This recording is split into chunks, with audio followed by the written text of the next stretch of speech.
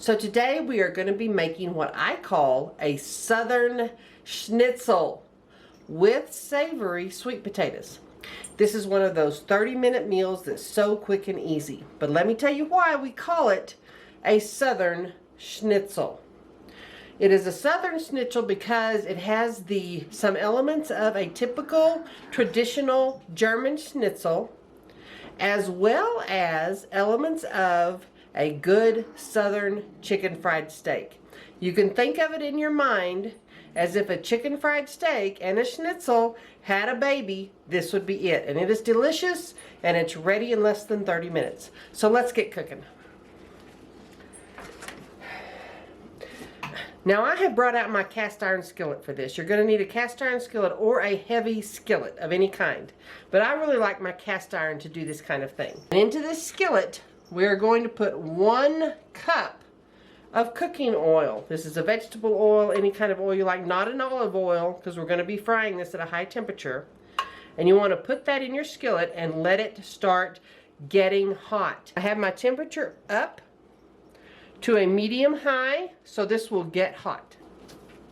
Now for this dish, we're going to be using a couple of pork cutlets. These are tenderized pork cutlets. Basically, they're just boneless pork chops that have been tenderized. You can see they're really inexpensive too. This actually will make enough for 2 people or for 2 meals for you if you would like. Now there are several things that as we go along are really critical to have this dish come out exactly right. And as we talk about those things, I'm going to tell you which ones are super critical, so you don't make the mistake of swapping something out or not doing it exactly, and then you're disappointed with the result. Now the first thing we're going to do is we're going to open our little cutlets, and then we're going to take some of our house seasoning. Now y'all have seen my house seasoning before. It's a teaspoon of salt, a teaspoon of onion powder, half a teaspoon of garlic powder, and half a teaspoon black pepper. And I'm just going to stir it up. Obviously you can use a spoon, but hey, since I have a glove on, fingers it is. Now we're going to take some of this mixture and we are going to sprinkle it on our little cutlets, just like this. I like to lightly sprinkle some of this seasoning on the little cutlet, so the seasoning will actually be underneath your crust. And then you're going to flip your little cutlets over. Now I don't use a lot. This is just a light sprinkling. We're going to do something else with the rest of this seasoning. So season your little cutlets. In this big measuring cup, I have 1.3 cups of self-rising flour. Not regular flour, not bread flour, not any other kind of flour. Self-rising flour. Self-rising flour has baking powder and salt already in it. That is what's going to allow your crust to really puff up. Self-rising flour is one of those critical things. So use your self-rising flour. And we're going to take the rest of our spice mixture that we had, and we are going to put it into this flour, and we're going to mix it up. Yes, you can use a whisk for this. You can use a spoon for this. I am using my gloved finger. And then you're going to put that onto a paper plate. Then we are going to take a small container and 2 large eggs. We're going to break these eggs into our container and scramble them. Now you're going to take your little cutlets and you are going to dip them first in this self-rising flour. You want them coated completely. And I usually set them back in their little dish until they're all coated. Now our oil is still heating up. It's getting pretty good over here. So the oil will still be heating up. Now we are going to take each little cutlet that's already been coated once.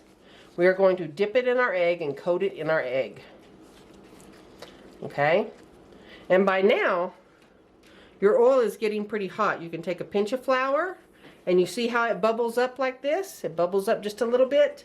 That is pretty much ready. So you're going to coat your little cutlet with egg. Be sure it's coated good. You're going to put it back in your self-rising flour that has been seasoned, just like this. Be sure it's completely coated. And then you're going to put it into your hot pan. And you should hear it sizzle immediately. And now this is really critical. Your oil has to be hot when you do this. And once you put it in there, don't touch it. I know it's tempting. Do not touch it. It's got to form a good sear, because if you touch it now, your coating will fall apart. Take your other cutlet. And y'all, I am just making a big old mess with this flour. I know y'all are shocked, right?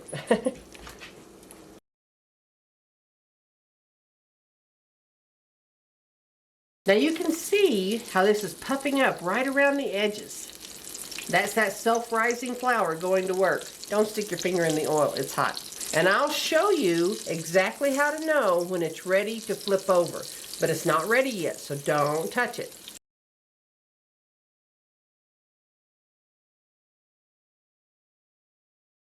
Now you can see on camera, the edge right here is starting to brown, and you've got this little puddle of juice that comes to the top. See, this one's not quite there yet, but this one, you see these little puddles, the little puddles? That tells you it's time to flip it.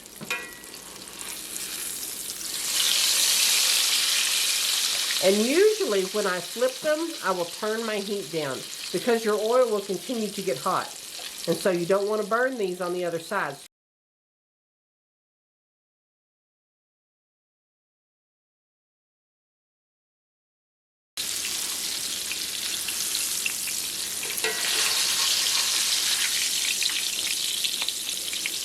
And when they're done, I take them out and I put them on a paper towel on a paper plate.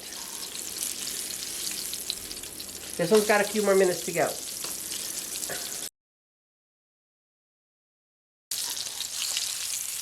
Now both of these are done. They look beautiful. We're going to put these in our oven at 200 degrees to wait on our sweet potatoes. Now for the sweet potato, we're going to take one sweet potato. I've already scrubbed him and he's ready to go into the microwave. I don't put any holes in it. That steam's going to help you peel this sweet potato when it's done. We are going to par cook it. That is the secret behind having really nice crusty potatoes that are done in the middle, is to par cook them. For a sweet potato this size, I'm going to put it in my microwave for 4 minutes. Now my sweet potato just came out of the microwave and it's hot, y'all. So I'm going to let it sit here for just a second. And the way you know it's par cooked is when you take a fork and you can slide it in, and it's going to stop about halfway. It is par cooked to about halfway. Now into our skillet, we're going to turn our skillet on to about medium high. And to our skillet, we are going to add 2 tablespoons of olive oil and 1 tablespoon of butter. We're going to let that melt and start to get hot. And while that's getting hot, we're going to start taking the skin off our sweet potato. And it comes off really easily. That's one of the reasons we don't pierce the skin, because this skin will just basically fall off of your sweet potato. You may even be able to pull it off, but this one's pretty hot, so I'm using a knife and fork. Now you're going to take your sweet potato and you're going to cut it into about 1/2 inch, 3/8 of an inch hunks. Little squares, little cubes. And because this is par cooked, this is very easy to cut. This is not hard to cut at all.